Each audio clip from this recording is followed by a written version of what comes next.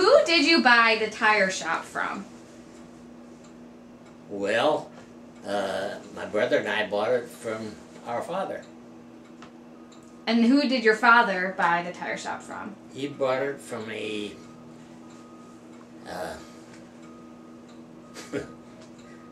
my dad bought it from a man named Seiler, and I was probably about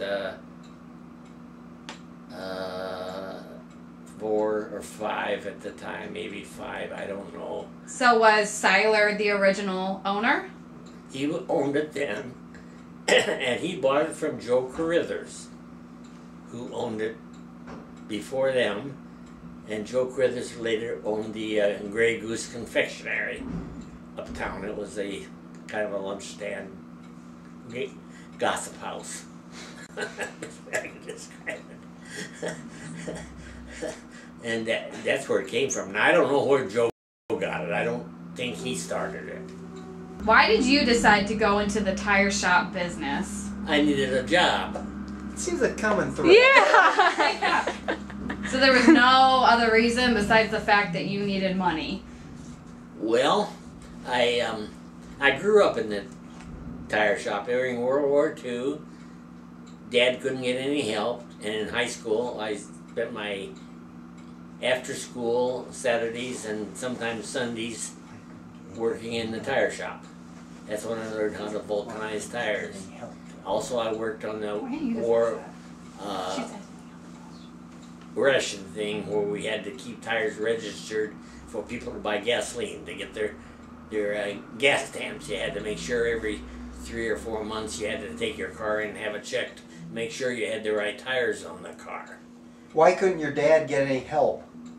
Well, everybody's in the Army. You couldn't get help. He was either in the Army in World War II or he wasn't fit. He was too old. He couldn't get help. There wasn't any help available. And how old were you then? I was in high school.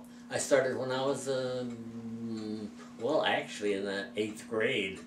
The war started when I was in the 7th grade. And somewhere in the line I got going into helping whenever I could. So I spent my entire high school working for your dad, and they considered it under the war effort. So you were kind of like George Bailey. I was kind of like, what? George Bailey. George Bailey of It's a Wonderful Life. Like it was, yeah. I don't know. I knew that I never wanted to be in the tire business. That much I was sure of. I didn't like it. I had to do it, and there was no. What year did you buy it?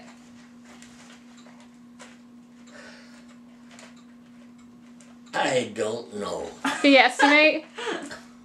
Well, it probably, we kind of did it in little stages. He sold it to us.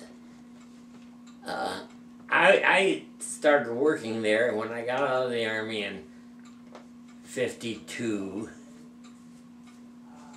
And Jim had 2 more years to serve in the Navy. So I just worked there for 2 years. And when he got out of the Navy, we made plans to buy it. I'm not just sure when the transaction took place. So in the 1950s? Yeah, oh yeah, 1955, 56, in there someplace. We bought, Jim and I bought half of the business, and yeah, Dad owned the rest of it. So Jim is your brother? Yeah. Uh-huh. So who is Jim? My brother. Jim, my brother, we owned half of it. Dad set it up that he owned half of it, but I forget how the arithmetic. Anyway, my mom, it was a corporation, set up as a corporation, and my mom owned 2 shares. And then Jim and I owned half of the remaining shares, and Dad owned the other half of the remaining shares as a tiebreaker. That's the way he set it up. So Jim and I got a fight why Mom could break it up between us. She had the majority vote. When did you start working here? 1986. So did you go into this line of work with Uncle Larry? I mean, Uncle Doug? No, I actually went into it on my own, and Uncle Doug came later. Why did you choose this line of work? I needed something that would make enough money to support a family. Who established the tire shop before you? Before me, well, it was my grandfather in 1926. Actually, he bought it. It was established before this. And what motivated you to buy it off of Richard Steidinger? I could make more money if I owned it rather than just work for him. And what are your responsibilities when you work here? To try to make some money. What is the busiest time of the year? Summer to fall. Why? Harvest. And do you do anything besides tires? No. It's a tire store. Get tires. And do you want it to stay in the family? Well, what this is saying? Yeah, Steidinger tires. Actually, I don't expect it to end. I expected it to be done when I'm done. Alright, what is it like working here? Fun, hard. Okay. What is the environment like? Hot. Dirty. Is it dangerous? Can be. Can you expand? No. Okay. What about if a tire explodes? Yeah, I get hurt. Have you ever had a tire explode on you? Yes. What was it like? It was loud.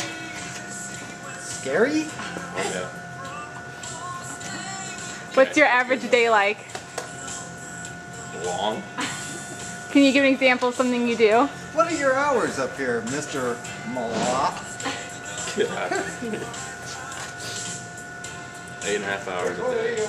8.5 hours a day. Like what time do you come in? 8. Till 5:30. 5:30. That's in the afternoon? Yes. Can I ask you a few questions? Sure. What is it like working here? Well, at times it can be fun. It's kind of hard. What is the environment like? It's fun. Very dirty. Very dirty. Why is it so dirty? Well, you're working on stuff like this, and a lot of times it's got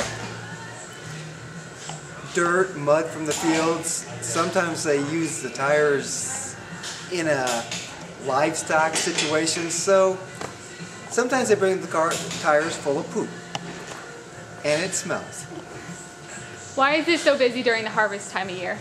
Well, the farmers are out in the field bringing the crops. It's usually very busy in the spring and the fall when they go plant and then they harvest, especially the fall because they're running over stuff in the field and it creates punctures in the tire.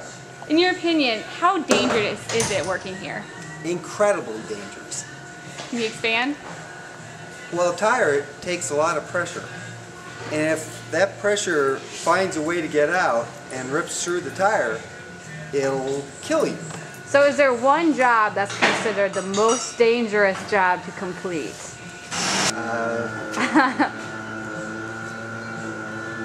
I'd say one of the most dangerous jobs is working around the farm implements.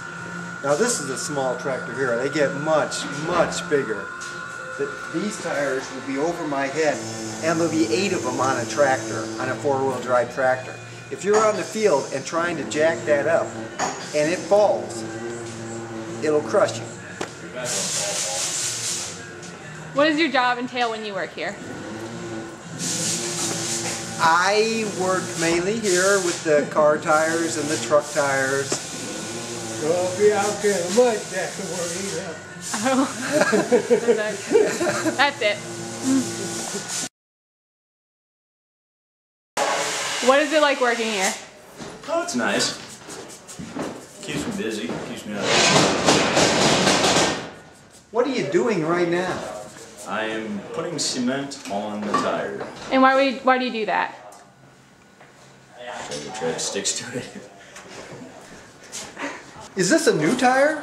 No, it is not. We are going to be You're going to be doing what to it? We're going to be putting a piece of tread on this tire, making it a dry tire. So this was an old tire? Yes. I'm going to be measuring it now to cut the length of tread that I need. Is it dangerous working here? Not really. I don't know. Have you ever been hurt? No, I haven't been. Have you ever been close to getting hurt? So you're kind of overdue. I mean, I've been burned a couple times, but... Closing remarks? Closing remarks. Let's see. Closing remarks. No. Would you recommend others get into this line of work? Did that line of work? Yes. When the boys wanted to buy it, I spent a lot of time telling them how stupid they were. And they probably will attest to this. I told Larry was working in the bank and he didn't want to do that. And it's like now, jobs were hard to find. And then Larry bought half of my shares of it. And Jim still owned half of the business. I had a quarter of it. And Larry bought my quarter of it. And then Doug was working in Georgia, for the Southern Company, and he wanted to buy the other half I had, and I told him, this is the dumbest idea you ever had, and he didn't believe me. Maybe he would now. But anyway, it ended up that he bought my half, and then eventually down the line they bought my brother Jim out. He bought his half, so they owned it all. They bought and paid for it. Okay. What we could do is then go back to Doug and Larry and ask them the same question. Are you happy you bought into this business? Yeah, Yeah, well, he'll probably tell you. Yeah. I don't know whether he is or not.